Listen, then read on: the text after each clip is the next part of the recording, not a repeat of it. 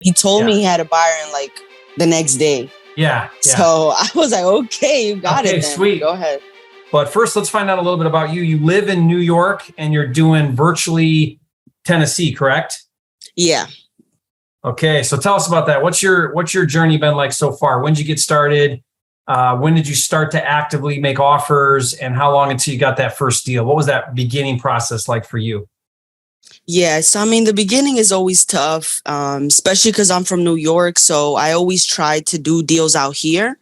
And then, I got hit by a train because I realized that, doing deals out here is so different from everywhere else. It's like you need at least 30,000 just to put earnest money here in New York. So it's nearly impossible. So I immediately left New York, just as where I'm working. I'm not working in New York, but I am living here. So I went to New Jersey because that's, our neighbor right here, New Jersey. So I started trying to do deals out in Jersey. I didn't really have good results with Jersey, so I started just kind of moving around a little bit, and I went to Tennessee. It was just a random state that I just picked. I'm like, you know what? It's been like 3 months, 4 months. I was getting no results from Jersey, so I just moved out to Tennessee. I just started placing marketing out there. And then, I was first calling, but it was just very slow, so I stopped calling. Then I started getting into texting. And I wasn't really good at, texting as the way I am now with tracking everything is insane. But back then I wasn't really that good. So I just went to I went from Jersey to Tennessee. Then in Tennessee, I started kind of getting into Nashville, getting into like Memphis, kind of seeing which one really. And then I finally hit gold. I finally found the market that works for me. And I've just been there ever since. And when was that you kind of tapped into the Tennessee market? How long ago? I think that was about a year ago. Okay. So about a year ago. Now, did you move there or are you still in New York? No, I'm still in New York. All my family's here. So you're all virtual. You're doing it all long distance. Yeah, 100%. 100%. Nice. Okay. Well, that's fascinating. And you have had most of your success with text marketing, correct? Yes. Okay. So I'm excited to talk to you a little bit about that as well. Maybe you can share some of the things that are working for you right now. And you've got a partner. And your partner's doing dispo and you're doing acquisitions. Is that how you guys are working? Yep, that's exactly how we're working. At first, we were doing 50-50, but then I realized, my marketing costs are way too high for me to be splitting like that. So now we're doing 60-40, which is way better for me. Okay, 60 meaning when you wholesale it, the assignment fee, you get 60%, the dispo gets 40%. Yeah. Gotcha. Okay. Because he does all the walkthroughs, he walks the buyers, he deals with all the disposition. So as soon as I find a deal, I pass it to him and I'm able to just keep looking for more deals. Nice. And he's local then?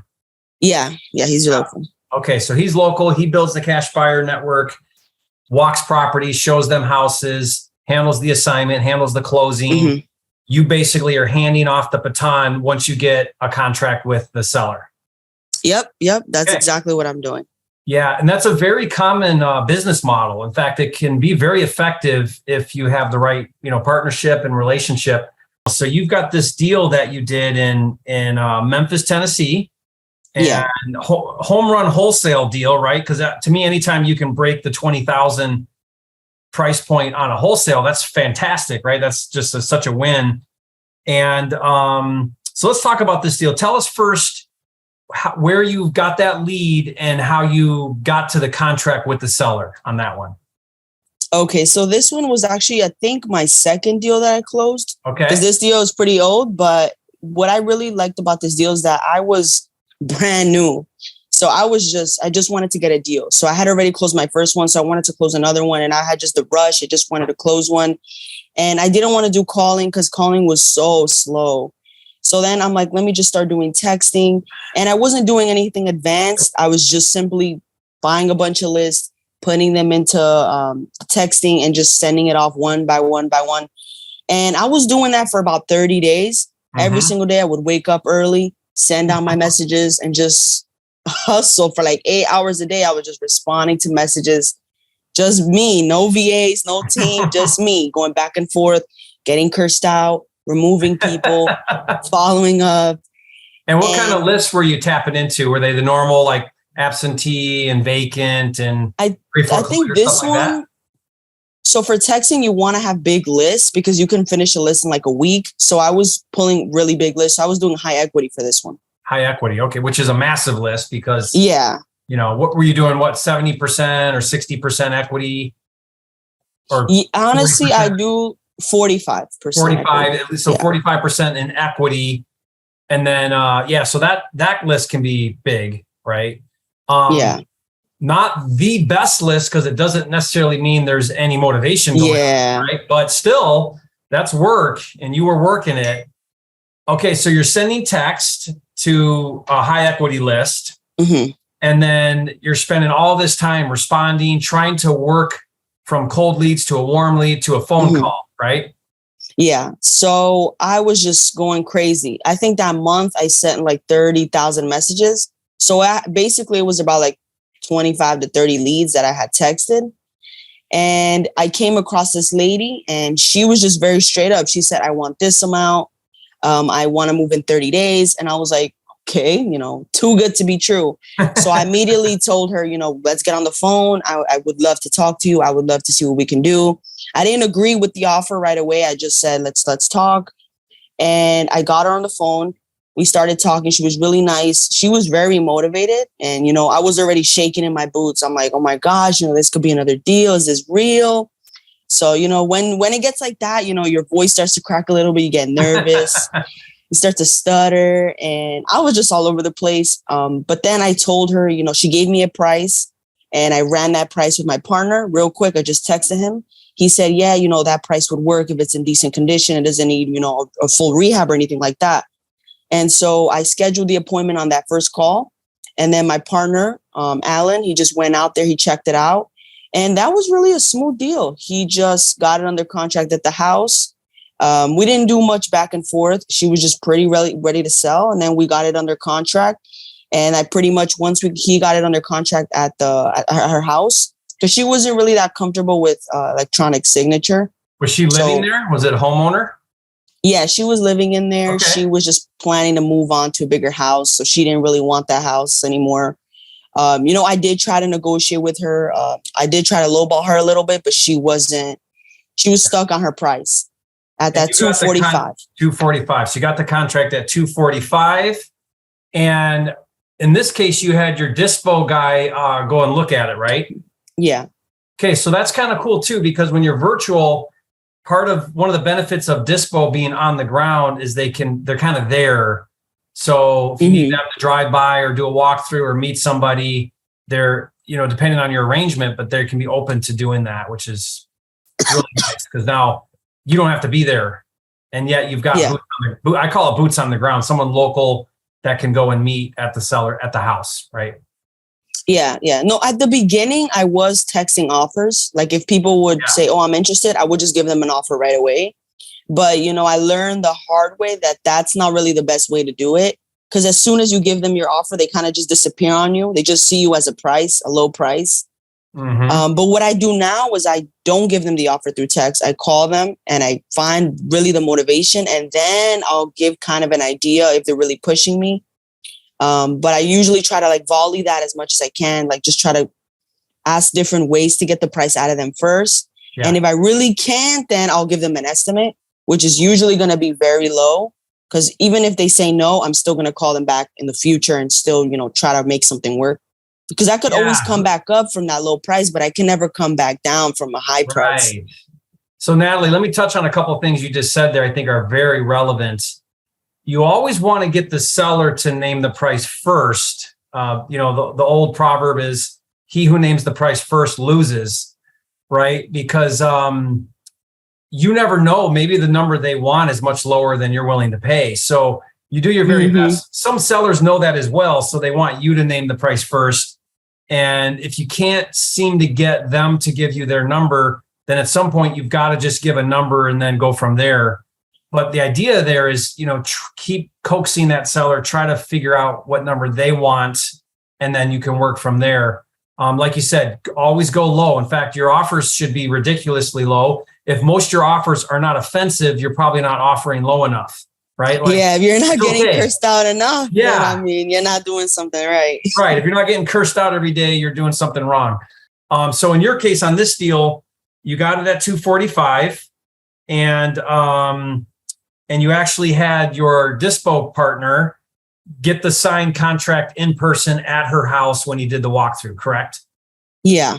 Okay, great. So you got it for 245, and then you assigned it for 267. Yeah. And do you know much about the buyer? Where'd your dispo guy find this buyer? Well, my partner, his name is Alan. He's been wholesaling for like, I think more than 5 years. So he already has connections with people. I think it didn't even take him long to find a buyer. He told me he had a buyer in like the next day. Yeah. So I was like, okay, you got it then. Sweet. Go ahead. Good. So he had a buyer on his list. He knew was the right buyer for that property. They took it for 267. Was it a flipper, do you know, or was it a rehab? Yeah, no, it was a flipper. Okay. So then they went in there and did their thing and sold it for whatever. Okay. And I think they sold it for like 330 around there. Last time I checked. Gotcha. Smooth deal. Like this is like the dream deal. Everything goes right. Unfortunately, they don't all go that way. I wish they they usually never go this way. No, usually there's some title hiccups or whatever kind of issues are going on, but that's normal. Like you got to be able to plow through some of those obstacles that happen. What are some of the biggest obstacles that you've run into as you've been doing acquisitions? What are some of the challenges you face? One of the biggest challenges that I faced when I was acquisitioning that actually made a deal fall through was that I didn't know that we had to verify that the owner had like a lease or proof of the lease. So there was a tenant living in there. I think they were month to month, they were month to month, and the seller had actually lost the lease. And I never thought to ask. I never questioned it. I never brought it up. We were, I think, a week away from closing, and Alan was telling me, okay, we need proof of the lease. And then I'm like, oh, okay. So I go ask the seller, and the seller says, we never mentioned this. The lease is lost. The tenant's been here for 20 years. I don't have any proof of this lease. And I'm like, okay. Then I tell Alan, and Alan tells me that the buyer's going to back out. Yeah. And I'm like, what? We're like literally a week away from closing. Yeah. So I'm trying to make everything work. I had to get an affidavit, a lease, something like that. I had to send the tenant to go to the title company to sign the affidavit. And there was a big miscommunication. I told her to go in there to sign a document to kind of make up for the lease, because that's what I thought it was. Yeah. But when she got there, she started yelling at me and freaking out. She's like, oh, you're trying to kick me out. Yeah. You're trying to kick me out. I'm not signing this. And then the deal just fell through. Yeah, great lesson though. I mean, what's cool though, Nataly, is as you're in the trenches, in the field, pounding the pavement, doing the business, you're just going to gain so much experience because you're going to run into things you've never seen before. Yeah. Oh my gosh. And be better for it. So let me ask you, Nataly, you're doing a lot of texting. Is texting still your primary method for marketing? Yeah, it is. I just have a different platform that I use now, because I was using Batch for texting, but they don't have the automations nowhere even close to REI Reply, which is what I'm using now. Okay. And there was a question here in the chat. What's some of the things that you like to say in your text, your initial text, your cold texting? What are some of your phrases you like? So, damn, I don't know any at the top of my head, because I change them every single week. I'm doing something a new template every single week. I have 12 templates every week that they're completely different. And I can't use like cash offer, interested buyer. Those are flagged. Quick close. Yeah, I can't use those, because then, I pay for the text, but the seller will never get it because the carrier will block it. Yeah. So I'll use something creative like, did you have like, let me see would you be interested in a lump sum for the property? Did you have any plans for a buyout deal? Like, it just sounds different creative, ways of saying the same thing. Yeah. Yeah. And one thing I like about what you said is, what you always want to do is ask a question, because then that kind of starts a conversation. Now you're going to get a lot of dumb responses or not motivated responses or whatever, but that also can stay under the radar with some of the spamming too, is by asking a question rather than like a statement. So, so for texting, what I like to do obviously is change my templates, and I like to give them a full week to respond. So a lot of people that are texting, they like to spam. So they'll text today and then tomorrow and then the day after and the day after. like a follow-up message. And I don't do that because I've seen that it doesn't work. It's better to text once, wait a whole week to see if they actually were going to respond. And then you'll send another follow-up message. And then, but it's pretty automated. Like I just put it on the timer. It goes off automatic. It goes now and then another one in 7 days and then another one in 7 days and another one in 7 days. Great. And if they don't answer, they'll be put into my pipeline where it'll say these people didn't respond for the month of September or they didn't respond for the month of August. And typically what I've realized is people that don't answer, it doesn't necessarily mean that they didn't get your message. It just means that they're probably not interested. They're just ignoring you because they're not interested. Because if someone genuinely wanted to sell their house, they would answer your first message. There's no need to be texting 6-7 times in a month. When if they really were interested, they would pick up the first call or the first text on just anyone asking if they're interested. Because my text messages are pretty clear. Like I'm very clear of what I'm asking for, like buyout deal, lump sum. Want to talk about what deal we could put together for this house. Like it's very straightforward. So if they ignore it, I'm not going to be after those 3 follow-up attempts. I'm going to just let it go. I'll probably wait like 60 days before I reach back out because I can already tell they're not interested since they're ignoring me. Yeah. Great tips. And that'll save you a lot on blasting somebody so many messages in a short period of time. So love that. Great. Some good tips there. So to wrap up, Nataly, what is the number one piece of advice you could give somebody that's brand new working on their first deal? What I would say if you're brand new, I think the best thing that you can do to do yourself a favor is just really sit down and figure out your budget. Because I feel like a lot of people are, soaking up a lot of information. They're seeing, Facebook ads. You could do direct mail, you could call, you could do all this other stuff. And I think at the end of the day, it really just depends on your budget. And by budget, I mean like a set amount that you can spend every single month.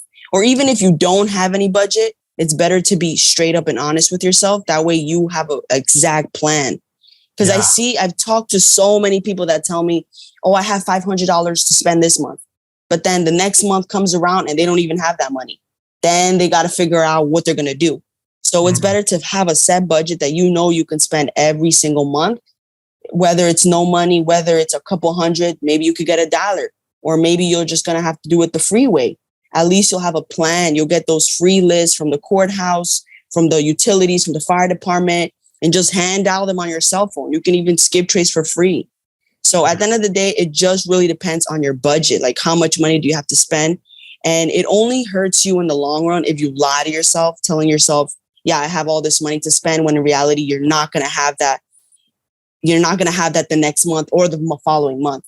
So I think that's very crucial. I've been telling a lot of people that, reach out to me that, hey, if you have no budget, just be honest and work with what you got. But if you lie to yourself, it's going to hurt you. It's so bad. It's going to affect you because you're going to be listening to someone that's telling you send 1,000 messages a day when you don't even have that budget to begin with, when you should have a different plan that you should be taking. Love that. Really, or even on market, working through agents, because that's calling. What I like to do, what I did for a long time for free, was I called tired landlords on Craigslist. They weren't even tired landlords. They were just landlords advertising for rent. And I would call because I know they're in pain because their property's vacant. They're trying to rent it out again. And I would call and I'd say, hey, I'm not a tenant, but are you interested in selling?